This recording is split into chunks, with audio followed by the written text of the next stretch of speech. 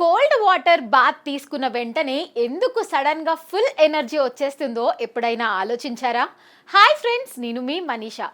మీరు ఎప్పుడైనా కోల్డ్ వాటర్తో బాత్ తీసుకున్న వెంటనే అబ్బా ఫుల్ ఫ్రెష్ అని అనిపించిందా?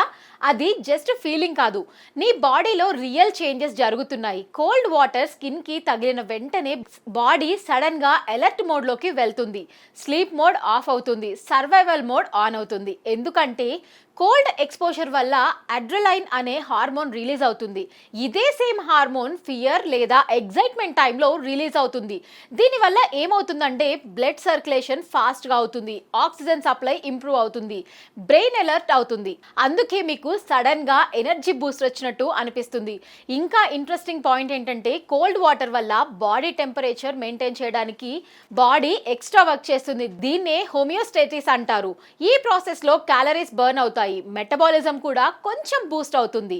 మరియు కొన్ని స్టడీస్ ప్రకారం రెగ్యులర్గా కోల్డ్ షవర్ తీసుకుంటే మూడ్ ఇంప్రూవ్ అవ్వడం, స్ట్రెస్ తగ్గడం కూడా అబ్జర్వ్ చేస్తారు. అందుకే కోల్డ్ బాత్ అయ్యాక బాడీ లైట్గా, మైండ్ ఫ్రెష్గా, మూడ్ బెటర్గా అనిపిస్తుంది.